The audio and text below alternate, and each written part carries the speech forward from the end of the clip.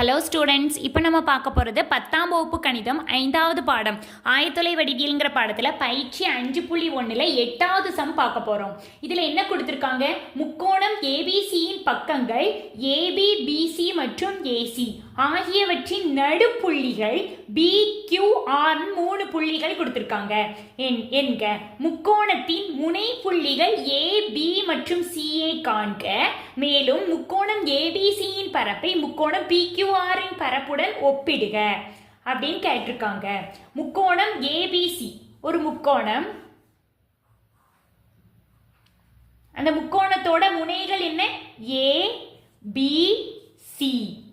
அதுல AB, BC மற்றும் ACங்கிறது என்னது? பக்கங்கள்.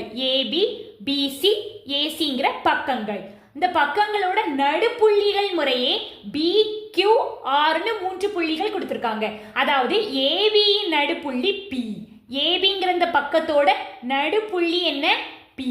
அது என்ன? 11,7. அடுத்து BCயின் நடுப்புள்ளி Q. BCங்கிற பக்கத்தோட நடுப்புள்ளி என்ன? Q. இது என்ன? 13.5,4. அடுத்து ACயின் நடுப்புள்ளி 9.5,4. R 9.5,4. என்க முக்கோணத்தின் முனை புள்ளிகள் A, B மற்றும் CA காண்க. முதல்ல இந்த ABCங்கிற 3 முனை புள்ளிகளை காணணும். இந்த 3 புள்ளிகளை எப்படி நம்ம எடுத்துக்கலாம்?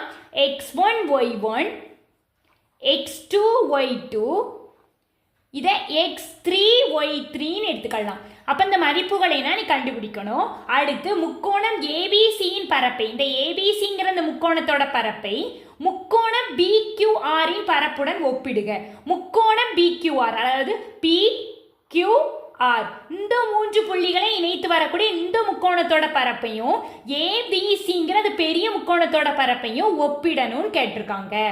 ஃபர்ஸ்ட் முக்கோணத்தின் முனைப்புள்ளிகள் ABCயை எடுத்துக்க.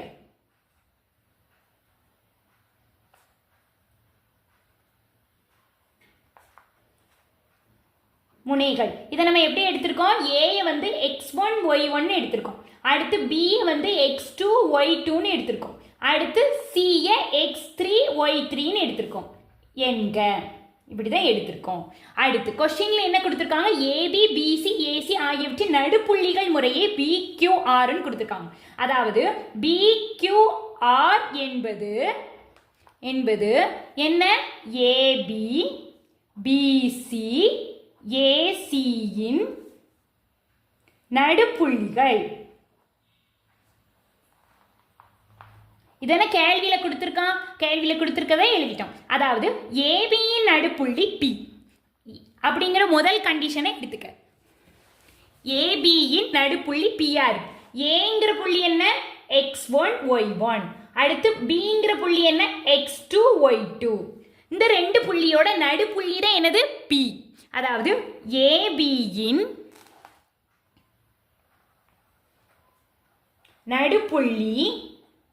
நடுப்புள்ளி என்ன?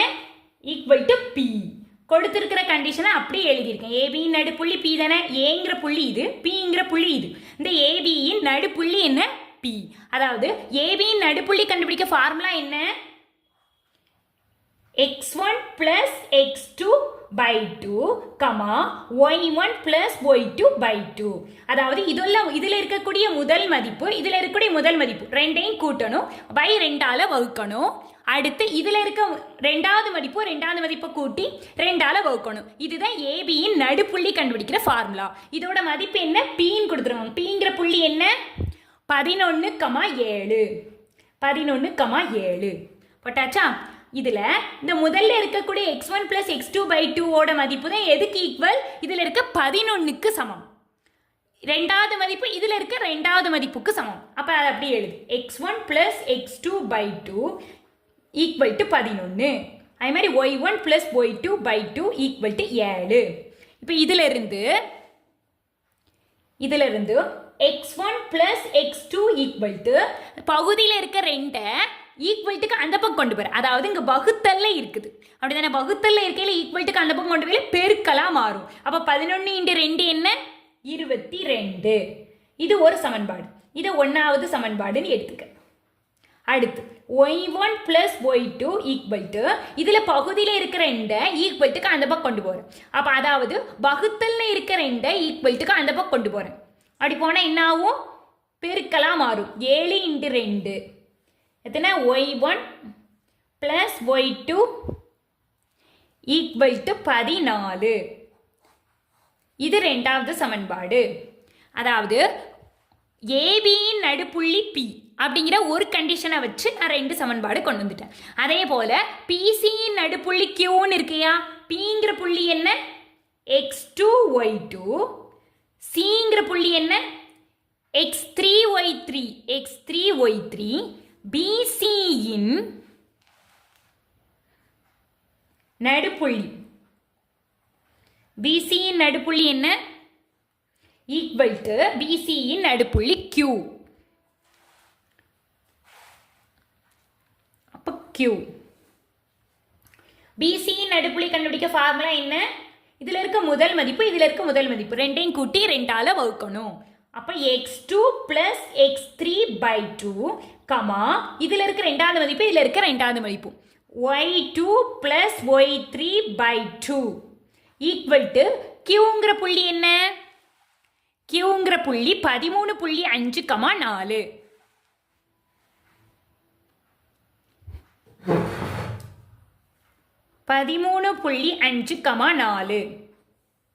இப்போ இதில் இருக்க முதல் மதிப்பு இதில் இருக்க முதல் மதிப்பிற்கு சமம். அதாவது x2 plus x3/2 equal to 13.5.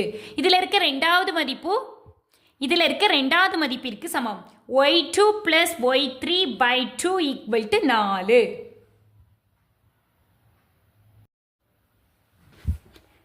இப்போ இதில் x2 plus x3 இதை அப்படி எழுது.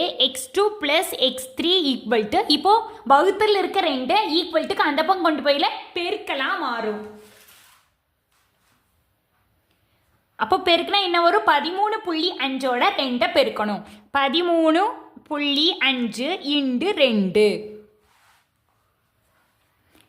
x2 plus x3 equal to இந்த ரெண்டே பெருக்குனா என்ன வரும்? 13.5ஓட 2 பெருக்கு. 2 10க்கு 0 மிச்சம் 1. 3 2 6 6 1 7 ஓ 2 2. இங்கே ஒரு இடம் தள்ளி புள்ளி வச்சுருக்காங்களே, அப்போ ஆன்சர்லேயே ஒரு இடம் தள்ளி புள்ளி வை. அப்போ வரக்கூடிய மதிப்பு என்ன? 27.0. இதை 27னே எடுத்துக்கலாம். அப்போ 27. இப்போ ஒரு சமன்பாடு வந்திருக்கு. இதை மூணாவது சமன்பாடுன்னு எடுத்துக்க. அடுத்து இதை பாரு. அடுத்து இங்கே y2 plus y3/2 equal to 4ன்னு வந்திருக்கு. y2 plus y3 எழுது. y2 plus y3 equal to வகுத்தல்ல இருக்கிறது ஈக்குவல்ட்டுக்கு அந்த பக்கம் வச்சுன்னா பெருக்கலாம் மாறும். 4 2 8. இப்போ ஒரு சமன்பாடு வந்திருக்கு. இதை நாலாவது சமன்பாடுன்னு எடுத்துக்க. இப்போ இதை பாரு. இதில் 1ஆவது சமன்பாடு, 2ஆவது சமன்பாடு, 3ஆவது சமன்பாடு, 4ஆவது சமன்பாடு வந்துடுச்சா? அடுத்து மூணாவது கண்டிஷன்ஸ்.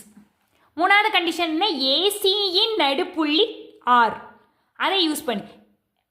ஏசியின் நடுப்புள்ளி R. ஏ என்ன? x1 y1, C x3 y3. ஏசியின் நடுப்புள்ளி ஈக்குவல் டு R. அதாவது ஏசியின் நடுப்புள்ளி கண்டுபிடிக்க ஃபார்முலா என்ன? இதில் இருக்க முதல் மதிப்பையும் இதில் இருக்க முதல் மதிப்பையும் கூட்டணும். x1 plus x3/2 கமா இதில் இருக்க ரெண்டாவது மதிப்பு இதில் இருக்க ரெண்டாவது மதிப்பு y1 plus y3/2 equal to R என்ன? R 9.5,4.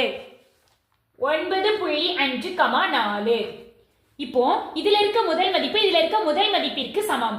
x1 plus x3/2 equal to 9.5.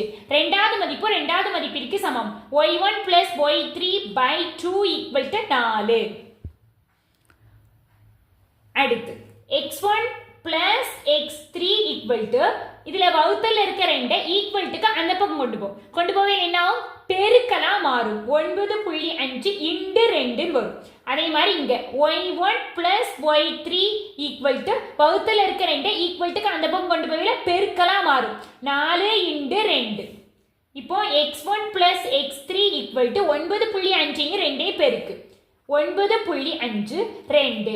2 10க்கு 0 மிச்சம் 1. 9 2 18. 18 1 19.19. ஒரு இடம் தள்ளி புள்ளி வைக்கணும். அப்போ ஆன்சர் என்ன? 19.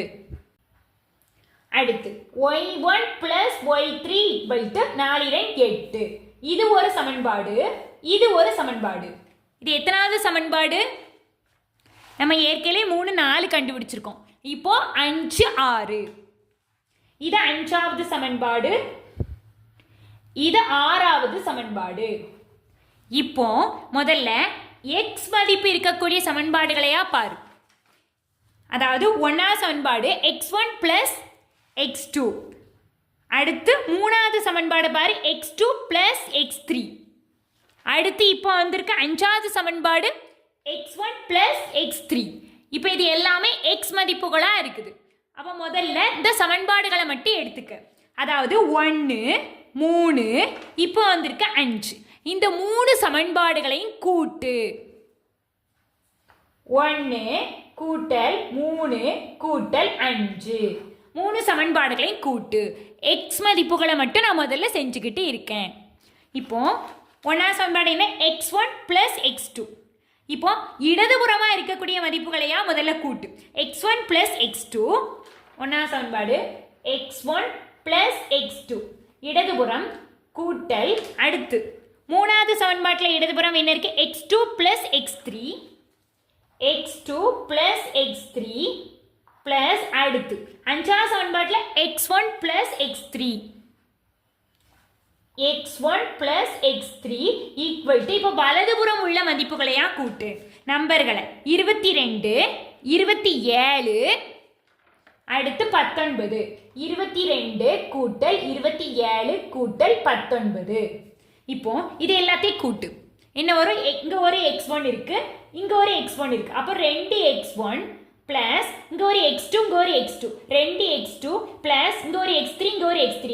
2x3 ஈக்குவல் டு இந்த 3 மதிப்புகளையும் கூட்டினா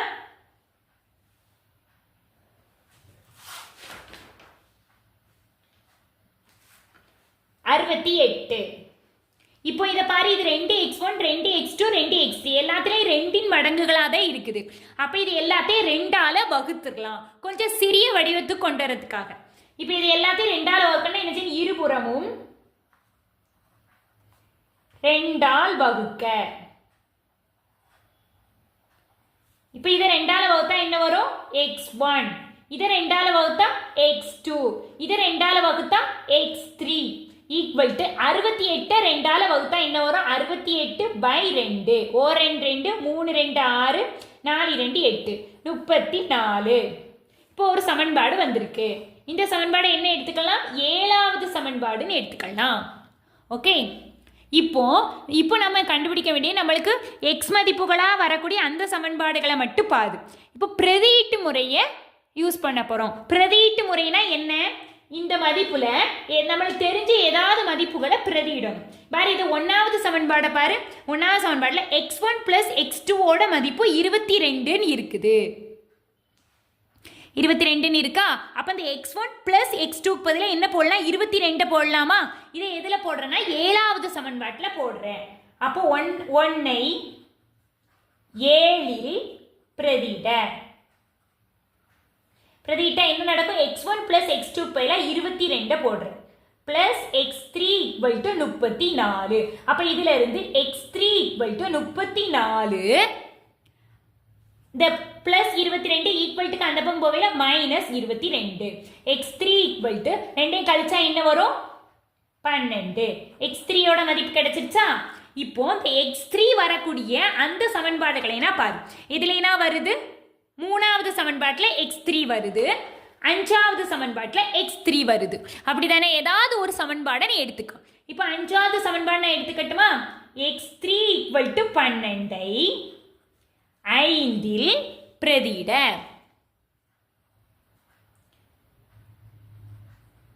பிரதியிடு. 5வது சமன்பாடு என்ன? 5வது சமன்பாடு x1 plus x3 = 19ன்னு இருக்குது.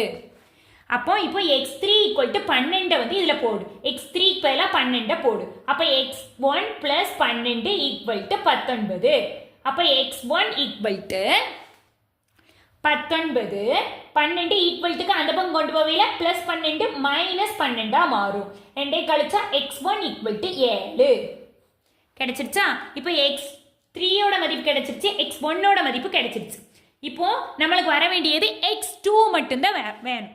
x2 வரக்கூடிய சமன்பாடுகள் என்னென்ன பாரு. மூணாவது சமன்பாட்டில் x2 வருது, அதாவது x2 பிளஸ் x3யோட மதிப்பு 27ன்னு இருக்குது. மூணாவது சமன்பாடு எழுது. மூணாவது சமன்பாடு என்ன? x2 plus x3 equal to 27. இந்த மூணாவது சமன்பாட்டில் நீ ஏதாவது ஒரு மதிப்பை பிரதிடலாம். x3யோட மதிப்பு 12ன்னு இருக்கு. அந்த x3யோட மதிப்பை இதில் தூக்கி போடலாமா? போட்டால் நம்மளுக்கு x2 கிடைக்கும்.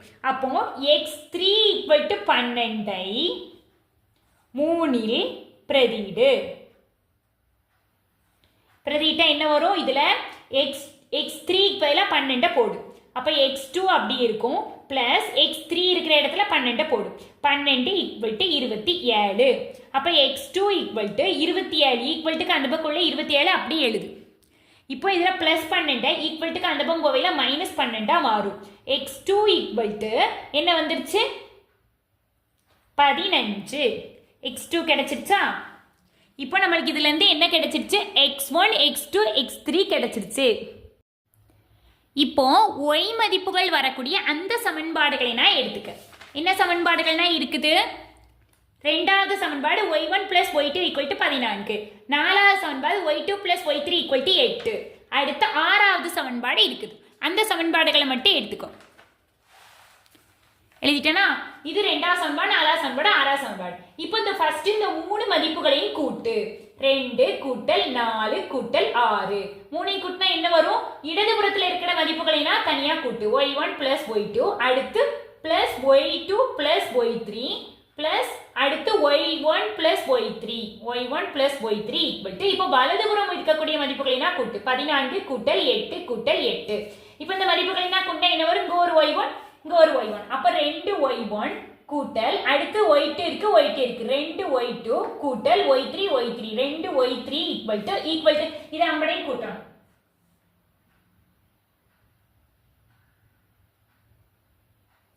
கூட்டினா 30. இப்போ இதை பாரு, இதெல்லாம் 2y1, 2y2, 2y3 எல்லாமே 2ஓட மடங்குகளாக தான் இருக்குது. அப்ப இது எல்லாத்தையும் 2ஆல வகுக்கலாம். இருபுறமும் 2ஆல்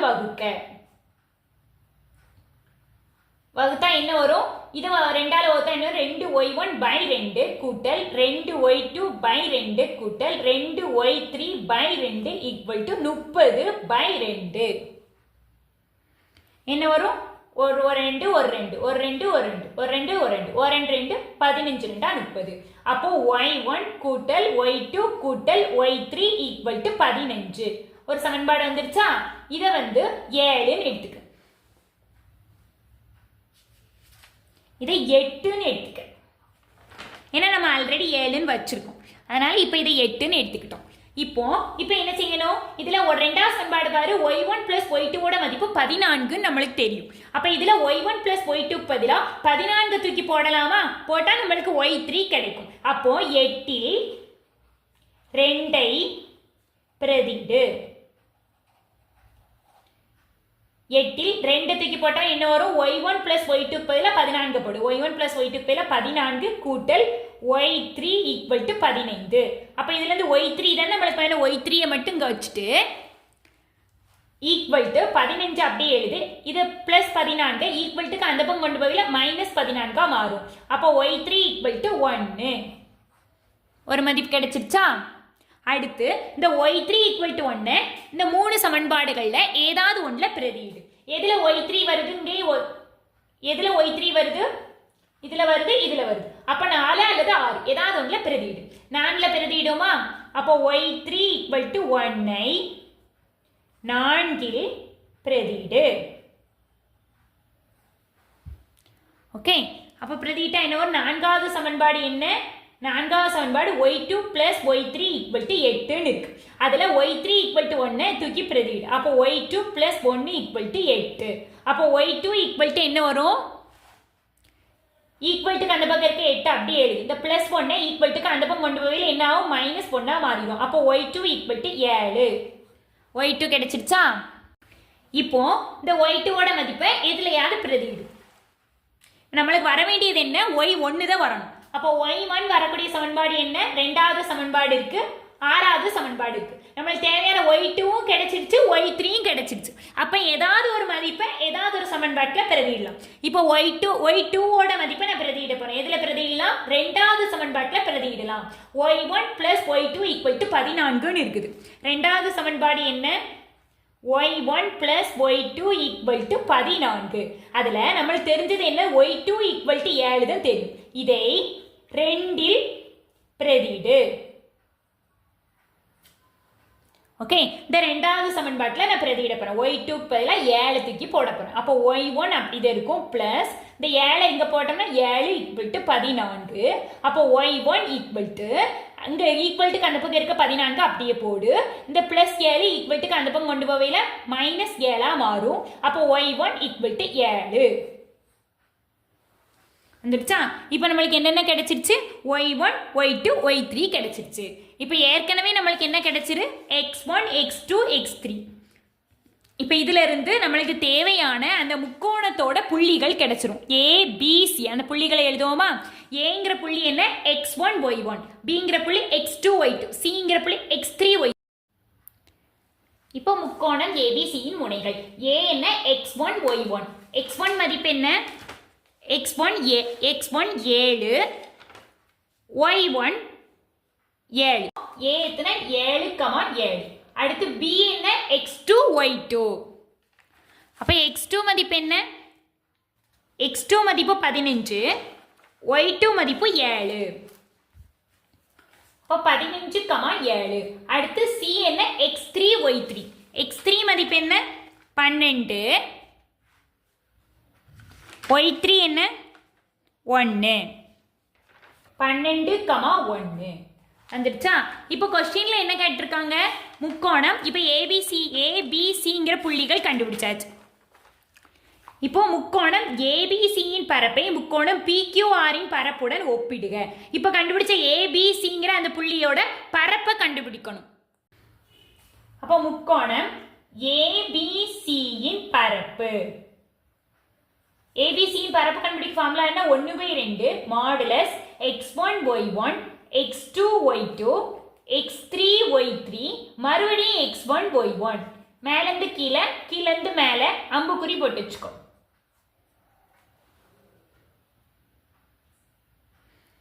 இப்போ இதில் கொடுக்கப்பட்ட இந்த 3 மதிப்புகளையும் x1 y1 x2 y2 குறிச்சு வச்சுக்கோ. x1 y1, இது x2 y2, இது x3 y3.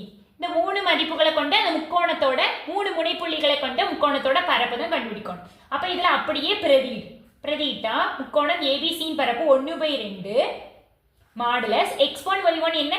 7, 7. x2 y2 என்ன? 15, 7. x3 y3 என்ன?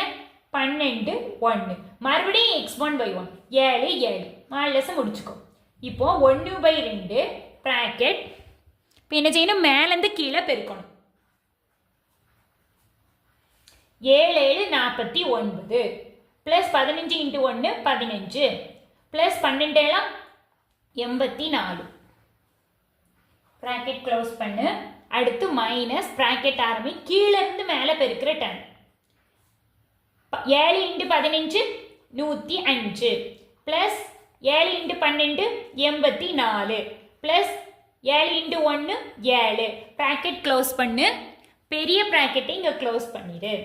Equal to 1/2 bracket. உள்ள டேம் எல்லாத்தையும் கூட்டினா என்ன வரும்? 148 மைனஸ் இந்த டேம் எல்லாத்தையும் கூட்டினா 196. இப்போ 1/2. இப்போ 148 வந்து பிளஸ்ல இருக்கு, 196 வந்து மைனஸ்ல இருக்கு. ரெண்டு வெவ்வேறு குறிகள். அப்போ பெரிய நம்பர்ல இருந்து சின்ன நம்பரை கழிச்சு பெரிய நம்பருக்கு முன்னாடி உள்ள குறியா போடணும். ரெண்டையும் கழிச்சா என்ன வரும்? 48. பெரிய நம்பருக்கு முன்னாடி உள்ள குறி மைனஸ் 48. இப்போ இது தொகுதியில் இருக்கு, இது பகுதியில் இருக்கு. ரெண்டையும் வகுக்கணும். ஒரு 2 2 2 4 4 2 8 மைனஸ் ஈக்குவல் டு மைனஸ் 24. இப்போ பரப்பு எப்போதுமே குறைன்னா வரக்கூடாது. அதுக்கு தான் நம்ம முதல்ல ஃபார்முலால என்ன போடுறோம், மாடுலஸ் போடுறோம். மாடுலஸ் போட்டால் என்ன அர்த்தம், அதுக்குள்ளே இருக்கக்கூடிய மதிப்பு மிக எண்ணாதான் எழுதணும்னு அர்த்தம். குறை எண்ணே வந்தாலுமே மிக எண்ணாதான் எழுதணும்னு அர்த்தம். அப்போ அந்த பரப்பை என்ன செஞ்சிடலாம், மிக எண்ணா எழுதிடலாம். 24 சதுர அலகுகள்.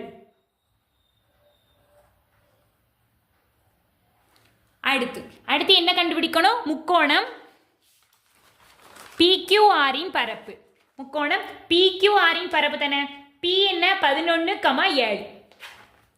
Pங்கிற புள்ளி 11,7.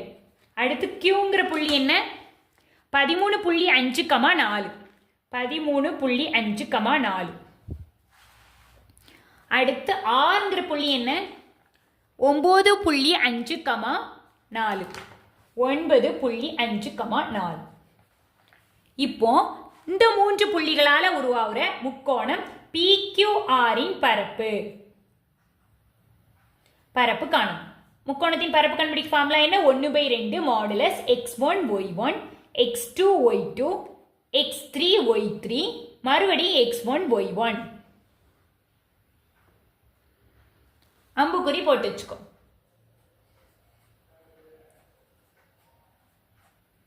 இப்போ இந்த கொடுக்கப்பட்ட இந்த புள்ளிகள்ல x1 y1 x2 y2 குறிச்சு வச்சுக்கோ. x1 y1 x2 y2. அடுத்து இது x3 y3. இப்போ இந்த புள்ளிகளை அந்த ஃபார்முலால அப்படியே பிரதியிடு. 1/2 மாடுலஸ் x1 y1 என்ன 11,7. x2 y2 13.5,4. x3 y3 9.5,4. மறுபடியும் x1 y1 11,7. 1/2 பிராக்கெட். இப்போ மேலேருந்து கீழே பெருக்கணும். பெருக்கி வர ஆன்சர் எல்லாத்தையும் கூட்டணும். 11 × 4 44. கூட்டல் அதுக்கு 13.5 × 4. 13.5 × 4. 4 20க்கு 0 மிச்சம் 2. 4 3 12. 12 2 14. 14க்கு 4 மிச்சம் 1. ஒரு 4 4 4 1 5. இங்க ஒரு இடம் தள்ளி புள்ளி வச்சிருக்கா, அப்ப இங்கே ஒரு இடம் தள்ளி புள்ளி வை. 54.0 அது 54னே எடுத்துக்கலாம். 54 பிளஸ் 9.5 × 7. 9.5 7. 7 5 35க்கு 5 மிச்சம் 3. 9 7 63. 66. 66 ஆயிட்டு அங்க ஒரு இடம் தள்ளி புள்ளி வைக்கணும். ஒரு இடம் தள்ளி புள்ளி வச்சா 66.5. 66.5. ஒரு டைம் முடிச்சாச்சா. இப்போ அடுத்து கீழேருந்து மேலே பெருக்கணும். அப்போ மைனஸ் அடுத்த டைம் ஆரம்பிச்சு 13.5 × 7. இதுவும் இதே மாதிரி கீழேருந்து மேலே பெருக்கணும். 7 × 13.5 எத்தனை 13.5 7 பெருக்கு. 7 5 35க்கு 5 மிச்சம் 3. 7 3 21. 22 23 24. 24க்கு 4 மிச்சம் 2. ஒரு 7 7 7 2 9. ஒரு இடம் தள்ளி புள்ளி வைக்கணும். ஒரு இடம் தள்ளி புள்ளி வச்சா 94.5. அடுத்து கூட்டல் 4 × 9.5.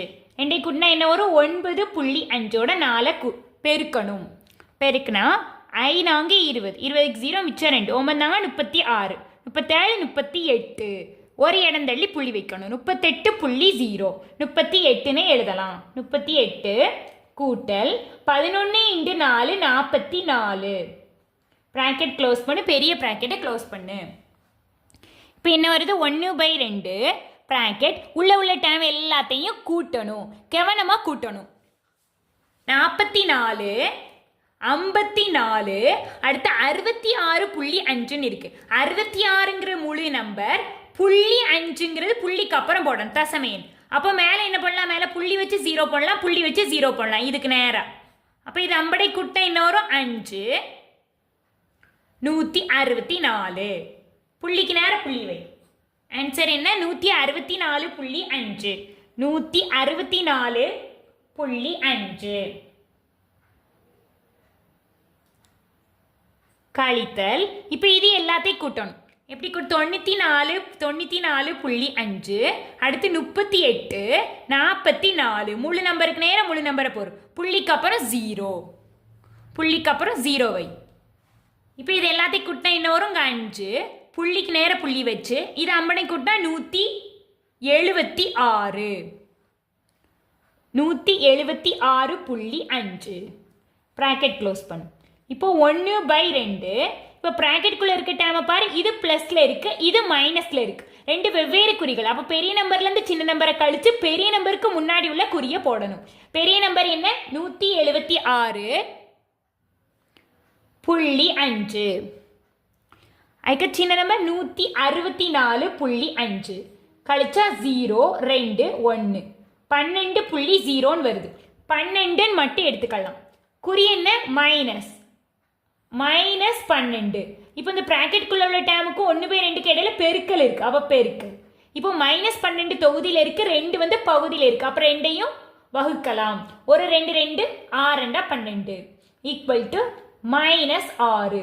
இப்போ நான் ஏற்கனவே சொல்லியிருக்கேன், பரப்பு எப்படி வரக்கூடாது? குறையின்னா வரக்கூடாது. அப்போ இதை எப்படி எழுதலாம்? 6 சதுர அலகுகள்.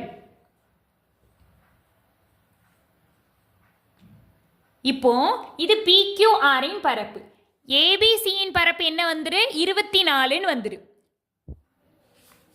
இப்போ அந்த ரெண்டையும் ஒப்பிட்டா நம்மளுக்கு என்ன கிடைக்குது? இப்போ முக்கோணம் ஏபிசியின் பரப்பு 24 சதுர அலகுகள் வந்துரு. முக்கோணம் PQRின் பரப்பு 6 சதுர அலகுகள் வந்துரு. இந்த ரெண்டுக்குள்ள தொடர்பு என்ன? PQRின் பரப்போட 4 பெருக்குனா ஏபிசியின் பரப்பு வந்துடும். அப்போ முக்கோணம் ஏபிசியின் பரப்பு எப்படி இருக்குன்னா, முக்கோணம் PQRின் பரப்பு × 4ன்னு இருக்கு. இதோட 4 பெருக்கிட்டா ஏபிசியின் பரப்பு வந்துட்டு. இதுதான் இந்த முக்கோணத்துக்கும் இடையில உள்ள தொடர்பு. அவ்வளோதான்.